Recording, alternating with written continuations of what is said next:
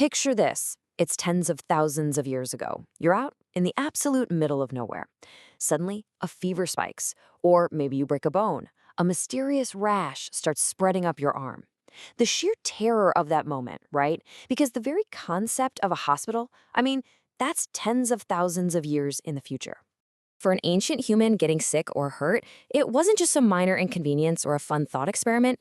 There is literally no phone to call for help, no urgent care, no written guide to figure out what plant to eat, and absolutely zero safety net.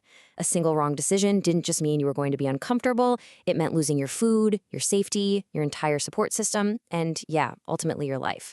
The stakes were absolute life and death. So how on earth did generation after generation actually survive these incredibly harsh environments without any modern science?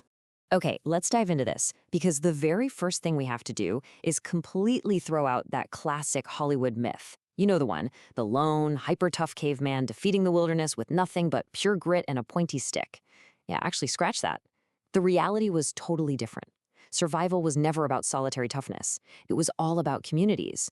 It was about how groups of people combined their careful observations, their shared memory, and practical action to stay alive when certainty was completely off the table.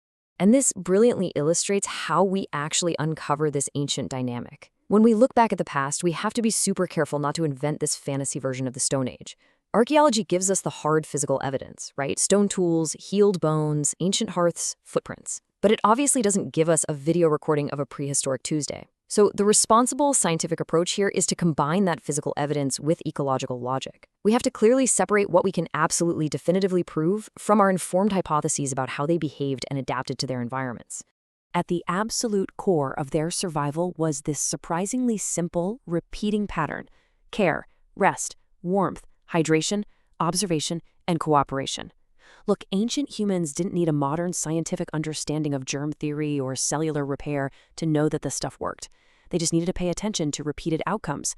They realized, hey, applying warmth and giving water in a specific sheltered spot keeps a sick person alive, or this specific type of leaf works way better for a bandage than that one. They utilized this specific systematic sequence to stay alive. But how do they actually know when and where to trigger the sequence? Let's see how this builds, because to really understand this system, you gotta picture a situation unfolding in real time. Say a threat emerges. Maybe it's a sudden nasty shift in the weather, or a sickness is starting to spread. No single individual sees the whole problem. And this is exactly where group intelligence becomes an absolute life-saving superpower. One person remembers a really severe winter from years ago. Another person is reading the subtle changes in the landscape. Someone else notices the animals are acting weird, while a fourth person is checking to see how low the food is getting. Through shared attention, gestures, and just talking it out, all these fragmented clues from multiple minds join together to form one unified survival plan. Because of this shared, highly observant group intelligence, survival was actually usually decided by small, completely unheroic preparations long before the dramatic crisis even hit. Modern movies love to show off this dramatic, last-minute burst of courage during a disaster, right? But for our ancestors, if you had to rely on last-minute courage, it meant you had already messed up. Prepping a safer location early, protecting your critical supplies, or changing your route days in advance, that was way more effective. Preparation basically created the conditions where courage actually had a chance to matter at all. Now, taking early action isn't simple, because literally every single choice carried a really steep cost. Moving to a safer camp might protect you from a storm, sure, but it burns up valuable water and physical strength. But if you just wait to save energy, you risk the weather getting worse. Because the right answer constantly shifted based on the season, the terrain, and how healthy the group was, being rigid was basically a death sentence. It traps you inside a failing strategy. Flexibility, on the other hand, was not indecision, not at all. It was an absolutely critical survival mechanism, the ability to update your plan the exact second the evidence changed. Now, what's really interesting about this concept is how they managed that constantly changing evidence. Ancient people relied heavily on overlapping signals. Any single clue by itself might be totally wrong, but if you have several clues all pointing in the same direction, well, that gives you a reliable basis to actually act. They were tracking animal prints, watching the weather, assessing body condition, noting the vegetation, listening to the sounds around them, weighing someone's social reputation, and recalling remembered stories. We humans are uniquely, biologically wired to combine all these messy, incomplete clues into one clear, life-saving picture.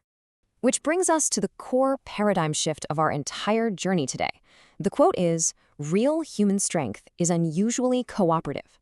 The social layer completely changed the scale of the problems our ancestors could actually survive.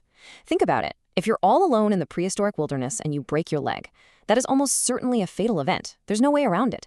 But if you are in a cooperative group, they divide the tasks up, they share the risk, they carry the knowledge, they keep watch while you sleep, and they support you when you literally cannot contribute to the group that day. But we also have to remember that trust wasn't just some blind kindness. Helping someone had an immediate, very heavy cost in both time and food. It was a calculated survival investment. Helping someone out today essentially created a reciprocal network, because maybe tomorrow, that exact same person is the one who secures the food, or repairs a really vital tool, or spots a predator and warns the whole group. Trust was actively managed through memory and social consequences. Your reputation basically identified whether you were a truly reliable partner or just someone who repeatedly leached off the group's hard-earned resources. And communities really needed a way to lock in these vital survival lessons, which is exactly where ritual comes in. We so often think of prehistoric rituals as just purely spiritual or mystical events, but practically speaking, they were highly effective tools.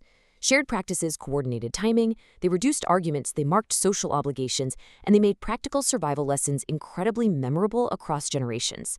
By turning a lesson into a shared ritual or demonstration, human behavior could adapt to brand new environments way faster than biological evolution ever could on its own. Yet even with group intelligence, flexibility, and ritual, sometimes that first plan still failed. And that is the real test of resilience. When a strategy failed, the group had to quickly compare the cost of sticking with it against the cost of changing course entirely. Look, pride offers absolutely zero survival benefit if it just keeps you marching straight into a disaster. Feedback really matters. You have to observe the result, ask yourself if the risk is going up or down, and then revise your very next move without letting ego get in the way. Failure only becomes valuable information if a group is actually capable of adjusting. Interestingly enough, there is a massive modern echo to all of this. Our brains are actually still heavily wired for that exact prehistoric environment. We're still constantly monitoring for uncertainty, seeking a sense of belonging, trying to conserve our effort, and learning from immediate consequences. The ancient mechanics that kept us alive back then are literally still operating in our heads right now. Of course, a response that was super useful in the prehistoric wilderness can become incredibly unhelpful when it's applied automatically today, like getting a massive panic-inducing adrenaline spike just from reading a mildly stressful email at your desk. So the crucial point is, how can we actually apply these ancient design principles to our modern resilience? The lesson here isn't to go run off, live in the woods, and try to imitate some fantasy Stone Age. The lesson is to use their proven design, use layers of protection, gather reliable information, act before the pressure peaks, keep your alternatives open, and above all, do not confuse isolation with strength. Human beings became resilient through flexible behavior that was constantly reinforced by relationships and accumulated experience. To really grasp how beautifully this system worked, let's look at how researchers reconstruct these actual survival scenes. Notice how survival isn't just one big magic trick. It all starts the moment the environment shifts, the immediate risk emerges. Then, the group adds the very first layer of protection, just one safer choice. Maybe it's something as simple as moving to slightly higher ground, or gathering a specific plant a day early. It's just a small, modest advantage. Next comes another conceptual layer, one remembered lesson, a tiny piece of cultural memory passed down through an old story that stops this totally manageable problem from snowballing into a full-blown disaster. And then, the final layer. One reliable relationship. A trusted partner from that reciprocal network who steps in to help, making an individual weakness temporary instead of permanent and final. Together, these modest overlapping advantages literally change the outcome of an entire crisis. It's just incredible to marvel at how these seemingly tiny elements stacked together, generation after generation, to ensure human survival against, frankly, impossible odds. It was an absolutely unstoppable system of shared strength. Which leaves us with a really powerful reflection for our own lives today. When you face a crisis and your first plan inevitably fails, do you have another option and people with whom you can share the burden?